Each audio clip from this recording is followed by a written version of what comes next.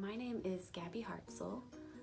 I live in London, Kentucky, born and raised here. I left for a short period of time but came on back. I am a wife. I am a mother to two beautiful little girls, ages 4 and 3. They're 13 months apart. Don't know what we're thinking. It actually wasn't planned.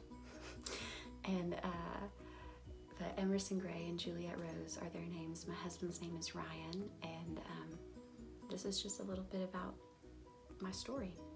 I am the Connections Director at my local church here. It's the Creek Church. I'm also the director of The Well, which is our women's ministry here, something that I had the opportunity to found and now lead with an incredible team of women. Beyond that, though, I've actually been doing some extra things this year in particular.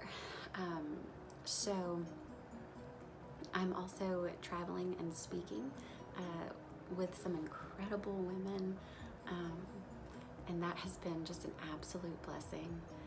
I'm writing blogs. I also am a co-host on a new podcast show called Moxie Mamas, and I co-host that with my dear friend and mentor Lisa from right here in my hometown.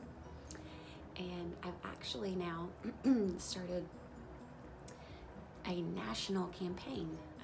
It blows me away every time I think about what God has allowed me to do.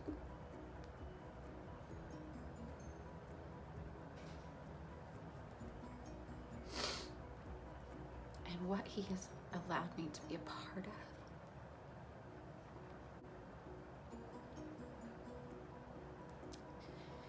It just blows me away to know how much grace He has shown to me and in my life, and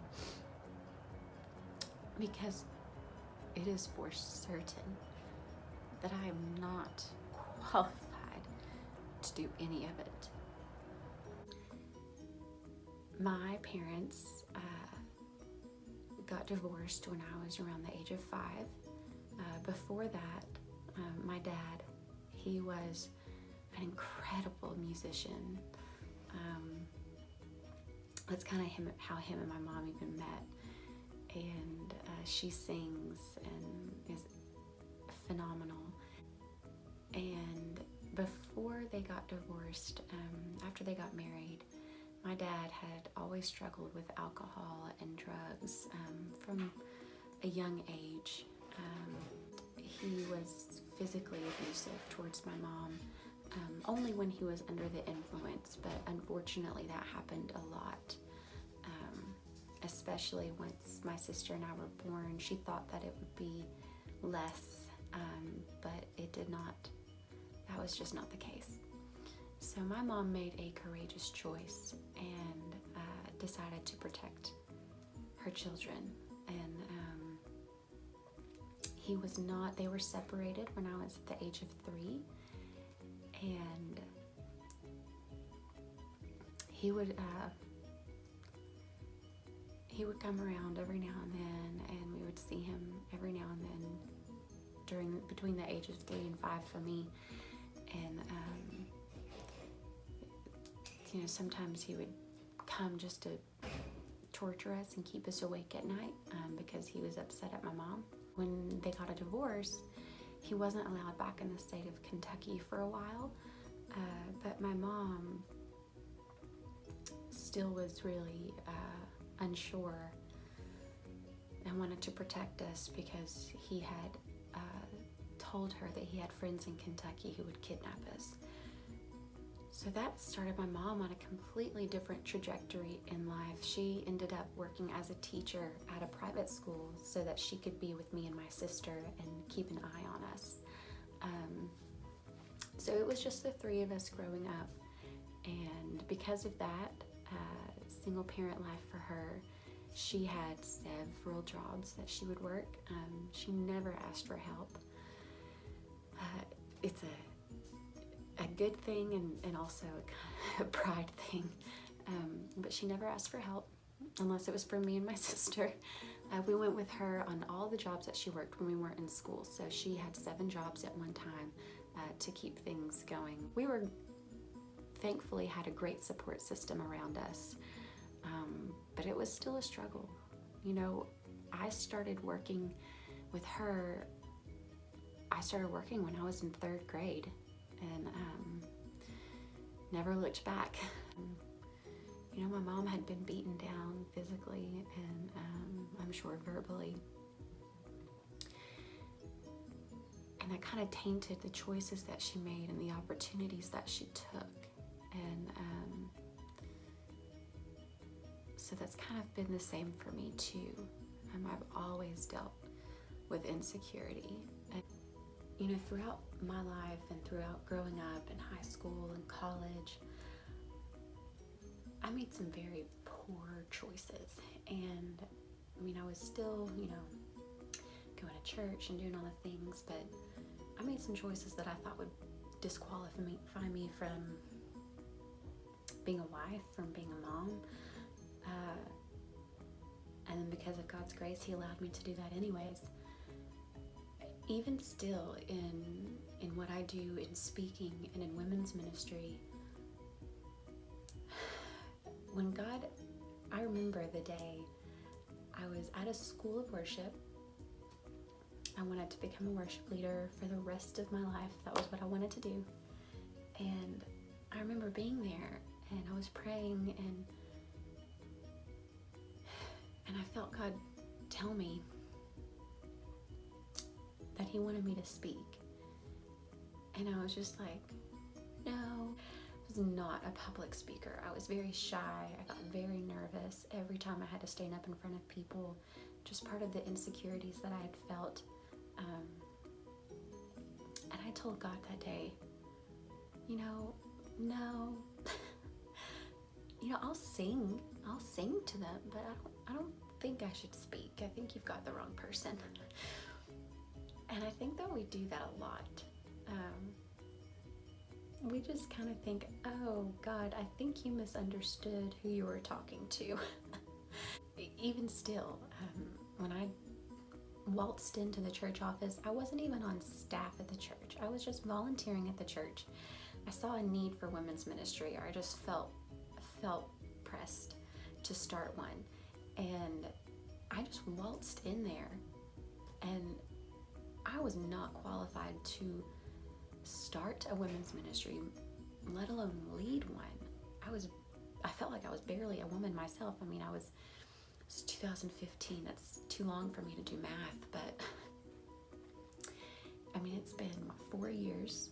I was in my late 20s, but still, I was newly married. Most of the women who would attend would be older than me, and I felt too young. And I think sometimes some of us feel too old. And isn't that just crazy to think about? That some of us feel like we're too old to be doing something. Some of us feel like we're too young to be doing something. I've never met someone who felt like they were the right age to do that one thing. And I don't think we ever will. I think we'll always think that we are not young enough, not old enough, not smart enough, not eloquent enough to do things that God's asked us to do. But that is why He's asked us to do it. Because if we did it and we were enough on our own, we would have all the glory for it. And so I remember reading in scripture where, I can't even remember what it was exactly, but where He was saying, you know, like, in my weakness, you know, His strength is made perfect.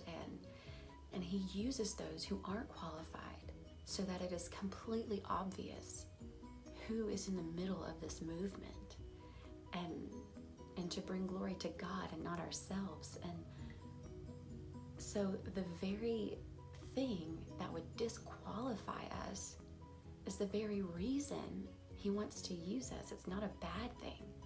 It's a good thing that He's going to use.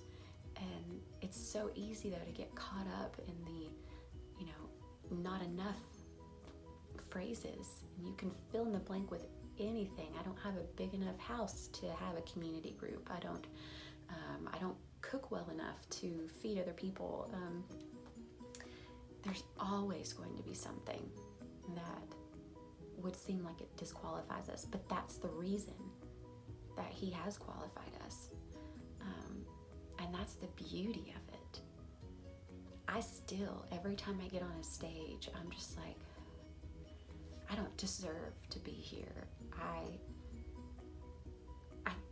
even, not just my past, it's not usually my past that makes me feel disqualified, it's my present. Because I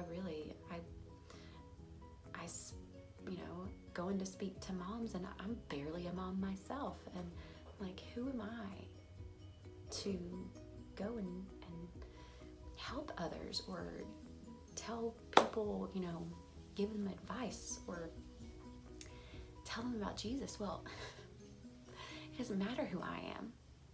It matters who he is. And I have to remind myself of that constantly.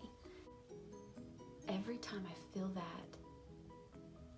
opportunity come and I pass it by because I don't feel like I'm enough and I don't feel like I'm qualified to do it, and I don't feel like my insecurities start to rise up. Every time I miss an opportunity God's given me because of what I think is the standard, shame on me to put myself where I think that I have a better grip on what should happen than God. That I've exalted myself to a place where my standards are higher than his. And I've done that so many times, and I'm reminded of, the story in the Bible where Jesus feeds the 5,000, and the disciples come to him and they're like, hey, let's send these people away so that they can eat. They've been out here for days, they're hungry. And Jesus says, you feed them. And the disciples, he's like, what do you have? And the disciples showed them this small amount of food that they had, and he used it and multiplied it. And to God be the glory. And we often think, wow, that's miraculous. And we forget that he's telling us that too. What need do you see? Now, what do you have to bring to the table? And even as small as it may be, he's going to use it and multiply it. We don't have to be qualified. We don't have to have it all together. We just have to be willing to bring to the table what we have so that he can bless it and multiply it and touch people's lives with it and change their lives. I think we're all still just figuring it out a day at a time. But I know that if we're still here on this earth, it's because we all have a purpose to fulfill. We are never done until he takes us home. And,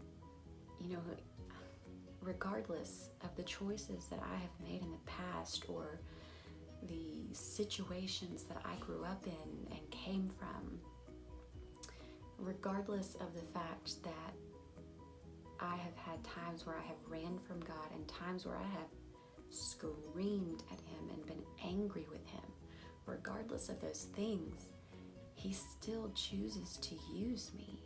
And as we don't have to have it all together. We don't have to be the best. We just have to be willing.